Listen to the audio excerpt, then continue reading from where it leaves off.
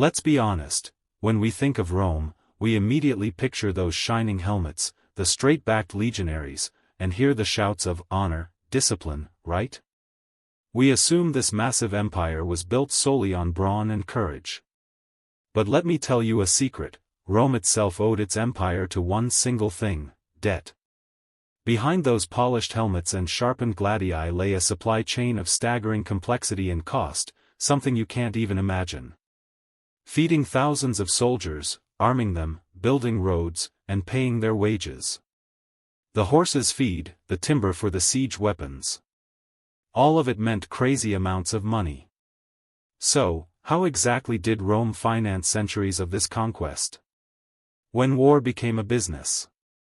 Actually, the story starts in a very familiar place. In the early days of the Republic, the army was made up of citizen farmers. The mentality was, got land? Come fight.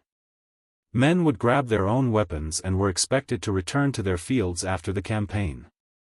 But as Rome grew, the wars got longer, and the campaigns moved further away. Who would plow the field if you were away from home for a year? This system started cracking. They needed professional soldiers. This is where things shifted. Rome started paying its soldiers a salary. And then came the real big move: conquest became the revenue stream. Every new province meant new taxes, new slaves, new gold, and new tribute. It was a self-reinforcing loop. War provided the money for more war. But things get both interesting and enter a dangerous path right here. The financial elite and war profiteering. Rome didn't just collect taxes. It also took out massive loans. During critical periods, like the Punic Wars against Carthage, the Republic borrowed heavily from the wealthy elite, specifically the equites, Rome's rising class of financiers. Friends, these weren't, for the sake of the homeland, donations or anything. These were investments. And, naturally, these investors expected a return: interest, tax farming rights, and business monopolies in the newly conquered territories. So war turned into a profitable business. The more war, the more profit.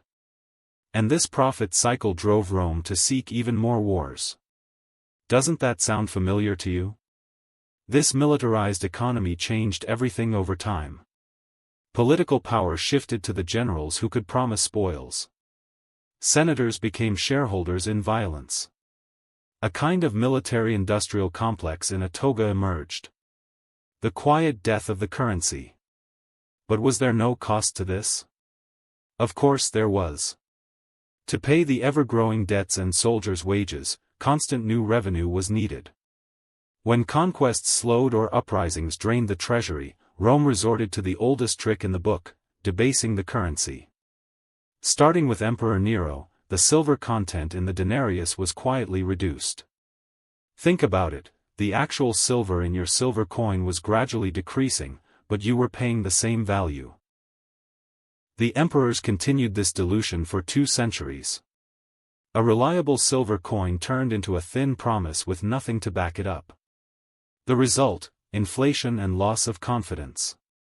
By the 3rd century, Rome's monetary system literally crashed. What happened during this time, you ask? The rich, already exempt from taxes paid in the debased currency, shielded their wealth in land, slaves, and abroad. The financial burden of endless wars fell squarely onto the lower classes, through inflation and mandatory conscription. This was not merely a military collapse. It was monetary suicide.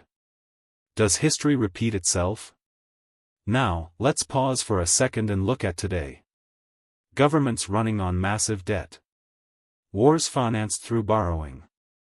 Central banks quietly printing money, they call it quantitative easing, to cover the shortfall. Financial circles profiting from defense contracts and crisis moments. The only solution seems to be constant growth, military, financial, or market-based.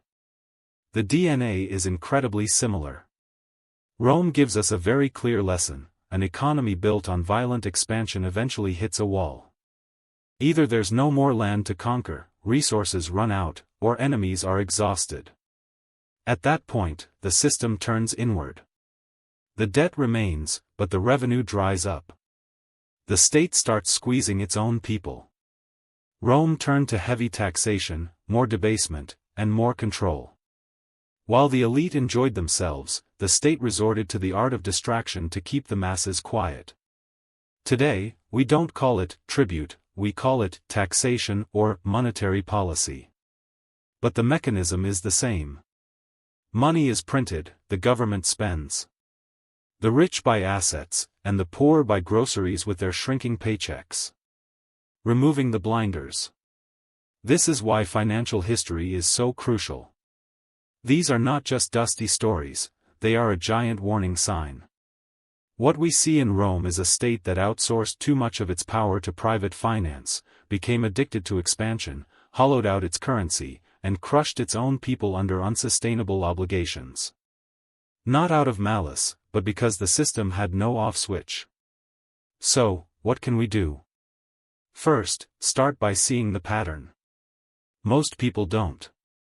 They assume inflation is random, debt is freedom, and that growth can go on forever. It's hard to opt out of the system entirely, but you can understand it. You can stop playing the game blindly. Read financial history, not just personal finance tips. Watch for systemic stress indicators, not just market hype. Ask this: who profits when I remain confused? Because you weren't meant to know this, you weren't meant to ask who paid the bill for Rome's wars. You were supposed to focus on the theater, the headlines, the GDP, the distractions. Not the mechanisms. Not the incentives. But now you know. And once you see it, you can't unsee it. Financial literacy is more than budgeting. It's about understanding power. Understanding systems. The next time you hear about a new crisis or a new stimulus, don't just watch. Follow the money. Ask who lends, who earns, and who ultimately pays the bill. Because if history whispers one thing to us, it is this: empires don't fall when the enemy breaches the gate, they fall when the math stops working, and no one dares to fix it.